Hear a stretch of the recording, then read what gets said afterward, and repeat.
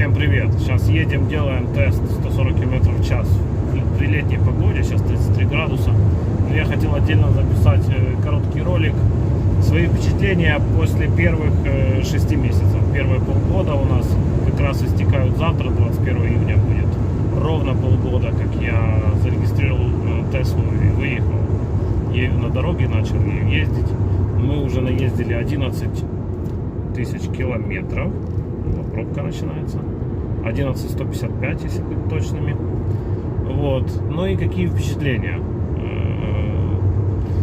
Начну с плохого.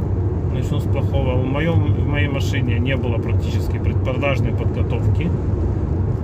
Они обнаружили, что проблема пришла, машина приехала с заблокированным передним багажником еще с завода, уже в день выдачи автомобиля. Это было перед самым Новым годом, поэтому там был полный бардак. Когда мы уже ехали эвакуатором забирать машину в конце квартала, оказалось, что передний багажник не открывается за 2 часа или за 1,5 часа до того момента, как мы приехали эвакуатором в автосалон. Поэтому, да, и там уже какие-то криво повешенные двери багажника уже вообще не воспринимались как проблема. После того, что мы просидели 4 часа или 5 часов в сервисе в другой части города, в ожидании на то, что нам все-таки машину выдадут с исправным багажником. Но багажник исправили передний хорошо. Значит, потом было что? Потом они мне, когда исправляли багажник, забыли положить в машину обратно мой буксировочный крюк. Но прислали потом, разумеется, курьером. Извинялись. Но это были такие первые проблемы. Потом, какие проблемы еще обнаружились? Было тарахтение в районе крепления ремня переднего пассажира. Пластиковое такое тарахтение неприятное. И скрип спинки, крепление спинки заднего сиденья. Не замка спинки, а именно этих петель, на которых эта спинка складывается и раскладывается. Вот. Но я думал, что в общем-то по случаю, когда буду ехать в Варшаву, тогда запланирую себе визит в сервисный центр.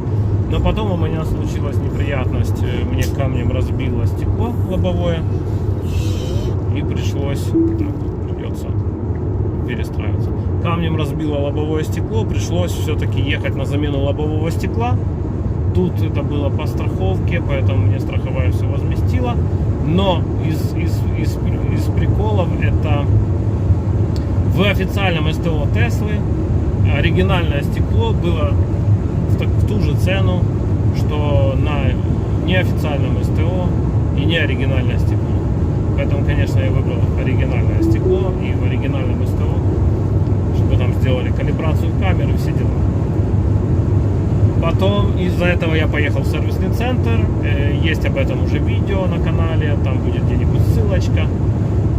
Значит, там тоже был немножко бардак, потому что людей было еще мало, а машин много машин с Украины, с Литвы. Я видел машину из Норвегии, плюс машины из Польши. И поэтому сервис не справлялся с той нагрузкой. Сейчас его уже расширили, наняли новых сотрудников и открывают дополнительный сервис в Варшаве. Еще планируется 2 сервиса в Польше, в Гданьске и в районе юга Польши, юго-запада Польши.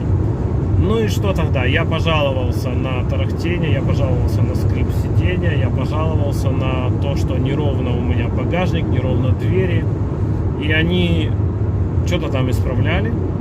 Мне написали, что они там что-то меняли с сиденьем. Они исправили, хорошо исправили тарахтение с ремнем пассажира. Там могла быть плохо прикреплена или вообще не быть закреплена камера боковая. А может быть что-то еще из пластика не защелкнулось и потом тарахтело. Это устранили. Скрип заднего сиденья вроде сначала исправили, я не знаю, может они просто его смазали и все. Потому что потом я буквально доехал уже до второй зарядной станции, я услышал, что оно дальше скрипит, как скрипело. То есть скрип петель заднего сиденья — это проблема. Вот. Ну и из-за регулировки багажника, кстати, не регулируйте сами, если машина на гарантии, едьте в сервисный центр, пусть он там сами регулирует. Потому что мне в сервисном центре отрегулировали багажник, он идеально ровно стоял, но во время закрытия он ударял об крышу и царапалась краска. Поэтому уже из-за этого и из-за скрипа заднего сиденья я поехал второй раз в сервис. Вот. Второй раз в сервисе мне сказали, что заменили вообще полностью механизм петли спинки сиденья и поставили там какую-то пластиковую втулку. Ну и первую неделю или две вообще было тихо и не скрипело. Вообще я им пожаловался еще на свист воздуха здесь в районе моей головы. И они там поменяли уплотнители резиновые на дверях водительских, отрегулировали вот эти безрамочные окна, высота их открытия стала гораздо лучше, машина стала гораздо тише. Вот. Но через время опять начало скрипеть заднее сиденье. Уже не так неприятно, уже с пластиковой втулкой скрип не такой назойливый. Но все равно нехорошо. Все, других проблем нет. Все остальное хорошо. Запас хода меня устраивает. Вот. Даже супругу устраивает запас хода. Ну и все, других проблем нету. Какие вещи хорошие, какие вещи мне просто очень нравятся. Как машина держит дорогу. Как она рулится, как она едет, как она разгоняется, как она тормозит. Тормоза тоже очень хорошие. То, что ключ от машины — это мой телефон. Вот от таких вроде незначительных улучшений в плане удобства их много, и они очень приятные. Вот ключ — это телефон. Я не должен искать, где этот брелок, где эти ключи. Я не забуду телефон дома, если я уеду на машине, она мне просто не откроется. И не забуду телефон где-нибудь в ресторане, потому что опять я не сяду в машину и не уеду. Очень удобно. В качестве резерва у меня есть с собой карта-ключ, вот, но ею неудобно пользоваться. То есть ее надо прикладывать в определенное место двери водительской, потом ложить здесь на центральной консоли. Поэтому лучше, конечно, телефон.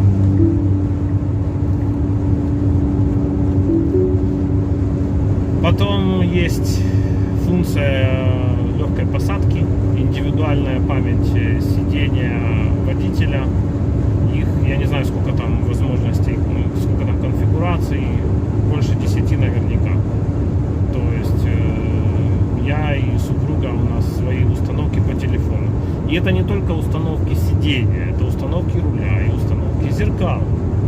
Вот. Достаточно сесть в машину, открыть ее своим телефоном, и машина под тебя устанавливает сиденье, так как тебе удобно сидеть и ехать. Это супер удобно. Значит, для меня позиция за рулем мне удобно. У меня наконец-то перестала болеть спина от вождения многочасового. Мне это очень нравится. Супруге пассажирское сиденье не нравится. Нет, неудобно сидеть, пододвигая сиденье слишком вперед, там где есть ямка для ног, чтобы угол был более натуральный. И если ноги поджимать под сиденье, там такой горбик от аккумулятора, тогда коленки очень высоко стоят. То есть не совсем удобно. Но есть поясничная поддержка, и это немножко спасает. Да, автопилот — это одна из 3 основных вещей, которая мне в этой машине нравится. Потому что благодаря автопилоту я могу возвращаться домой в 2 часа ночи после дальней поездки и не бояться не то, что я засну, а то, что я по причине сниженного внимания, замедленной реакции, что я, допустим, поворот проеду или медленно среагирую на какую-нибудь дорожную обстановку. Автопилот в этом плане очень выручает. Он просто рулит и реагирует за меня. Очень удобно. Потом еще режим охранника, Sentry Mode, то есть видеонаблюдение и видеорегистратор. Вот, наверное, вот это легкая посадка, автопилот и режим охранника.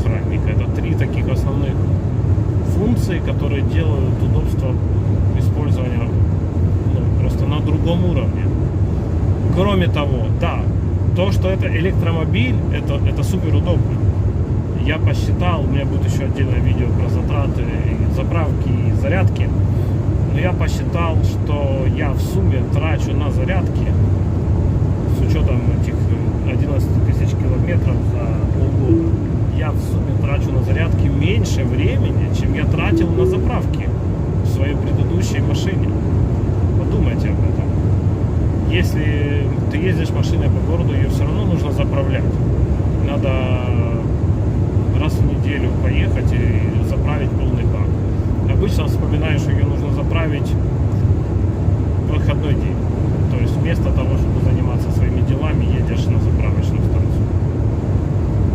С электромобилем правило такое, как с мобильным телефоном. Приходишь домой, поставил на зарядку. Очень удобно. И когда я сплю, она заряжается. Но это будет отдельное видео про зарядки, про стоимость зарядки и время, которое я потратил. Потом еще, что очень удобно, это не во всех электромобилях есть, вот в Тесле есть, именно фирменный зарядный порт, который идет в комплекте с автомобилем, он с такой кнопочкой. Нажимаешь и открывается лючок зарядки.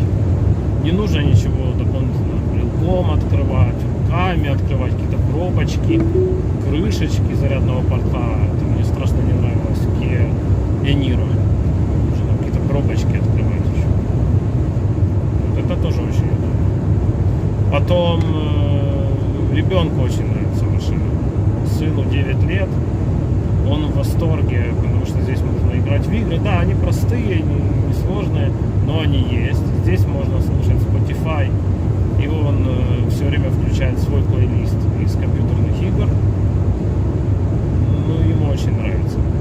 Мы здесь в машине спали уже раз 5 или раз 6, потому что для него это отдельный фан. Мы спали зимой, мы спали летом. Понятно, не нужно заводить двигатель, кондиционирование, нагрев салона электрические.